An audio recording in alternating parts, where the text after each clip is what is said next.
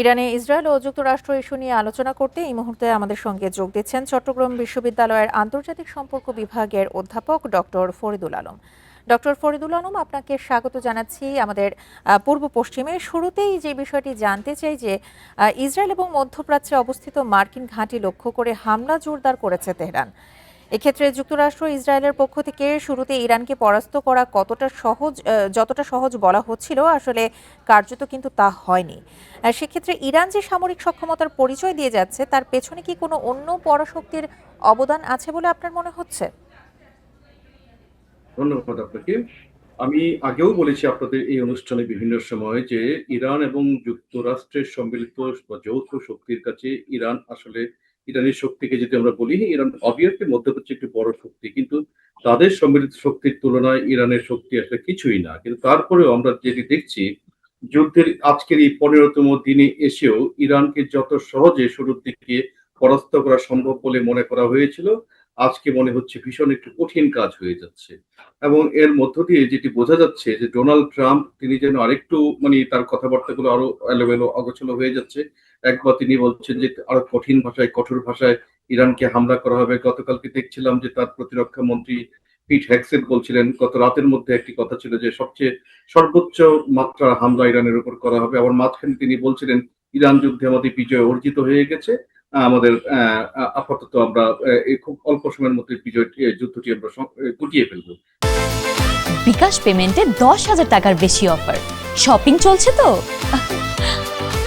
তিনি বলছেন যে তার বিবেক যতক্ষণ বলবে, তার মন যতক্ষণ চাইবে ততক্ষণ তিনি যুদ্ধ করবেন। অর্থাৎ এর মধ্য দিয়ে যেটি বোঝা যাচ্ছে, আপনি যে কথাটি বললেন যে এর পেছনে অন্য কি রহস্য কাজ করছে, রহস্যটি বলতে একটি বোঝা যাচ্ছে যে যুক্তরাষ্ট্র যেমন ইসরায়েলের সমর্থনে সরাসরি ভাবে এই যুদ্ধে ঝাঁপিয়ে পড়ছি এক ইরানকে লক্ষ্য করে, ইরানের যে বন্ধু যারা আছে তারা যে একদম নিষ্ক্রিয় রয়েছে সেটিও ভাবার কোনো কারণ নেই। অনেকেই বলছিলেন, বলা বলি করছিলেন যে ইরানের কৌশলগত মিত্র রাশিয়া এবং চীন এই সময়টি যে তারা নিষ্ক্রিয় কেন, তারা চুপচাপ কেন।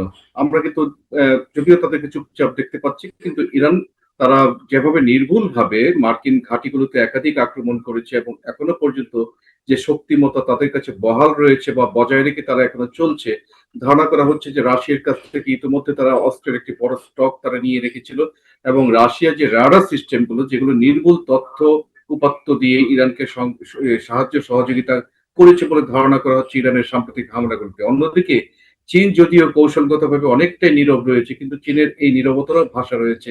সেই ভাষার একটি হচ্ছে যেমন চীনের যে স্টিলথ রাডার সিস্টেম বলতে একটি সিস্টেম রয়েছে, ধারণা করা হচ্ছে চীনের কাছে এটি রয়েছে বা চীন এই এই ধরনের তথ্যগুলো ইরানকে তারা সরবরাহ করে যাচ্ছে, যেগুলো মার্কিন যুক্তরাষ্ট্রের যে স্টিলথ বোমারু বিমানকে স্টিলথ রাডার সিস্টেম ফাঁকি দিয়ে টিকে থাকা খুব ডিফিকাল্ট একটি বিষয় হয়ে দাঁড়িয়েছে। সুতরাং এই যুদ্ধটি শুধুমাত্র দুই পক্ষ বা তিন পক্ষের শক্তির খেলা নয়, বরং এখানে অনেকটা প্রযুক্তি, বুদ্ধি, কৌশল সবকিছু মিলে যেন এই যুদ্ধে একত্রে কাজ করছে।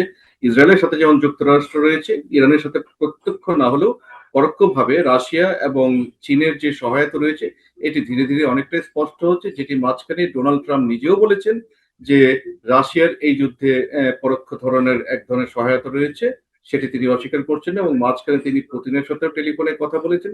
সেই কথা থেকেও তার কাছে এটিই মনে হয়েছে।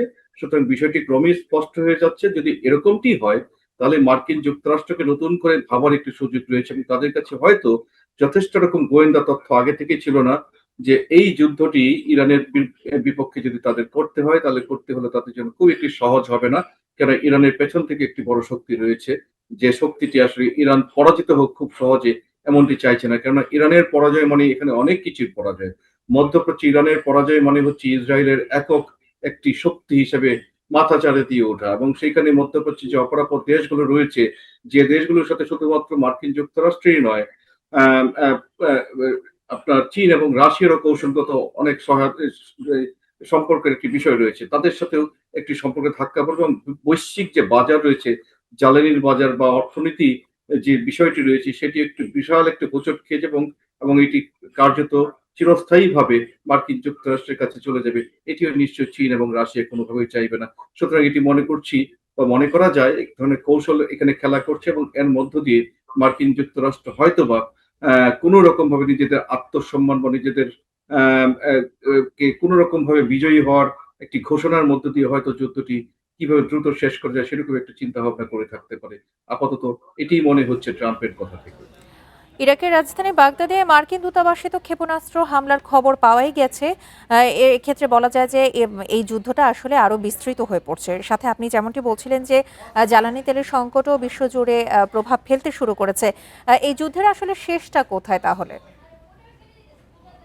না, এই যুদ্ধের শেষটি হচ্ছে যুদ্ধ যখন শেষ হবে, দুই পক্ষের মধ্যে চুক্তি স্বাক্ষর হবে, তার মধ্য দিয়ে শেষ হবে। তবে আপাতত যে অবস্থা দেখতে পাচ্ছি সেই অবস্থা থেকে মনে হচ্ছে না, যেমনটি ডোনাল্ড ট্রাম্প মাঝখানে বলেছিলেন যে ইরান যদি নিঃশর্তভাবে আত্মসমর্পণ করে এবং তাদের সমস্ত শর্ত মেনে নেয় তাহলে এই যুদ্ধটি অবসান হবে। অন্যদিকে ইরানের পক্ষ থেকে এটি সম্পূর্ণভাবে নাকচ করে দেওয়া হয়েছে যে আত্মসমর্পণের প্রশ্নই আসে না, উঠে না। বরং মার্কিন যুক্তরাষ্ট্রকে এই যুদ্ধের ময়দান থেকে চলে যেতে হবে এবং চলে যেতে হলে যদি যুদ্ধটি বন্ধ করতে হয় তাহলে ইরান ৩টি শর্ত দিয়েছে, যে শর্তগুলোর মধ্যে একটি হচ্ছে যে ইরানের ক্ষতিপূরণ দিতে হবে, ইরানের সার্বভৌম স্বীকৃতিকে সেটি স্বীকৃতি দিতে হবে এবং আর ভবিষ্যতে কখনো ইরানে হামলা করা হবে না সেরকম একটি নিশ্চয়তা দিতে হবে। পাশাপাশি নতুন আরেকটি শর্ত এখানে যুক্ত হয়েছে। ইরান বলেছে যে এই যুদ্ধটি তারা তখনই শেষ করবে যদি মধ্যপ্রাচ্যের বা উপসাগরীয় দেশগুলো থেকে মার্কিন যুক্তরাষ্ট্রের যে ঘাঁটিগুলো রয়েছে সেই ঘাঁটিগুলো যদি সম্পূর্ণ রকমভাবে তুলে ফেলা হয়।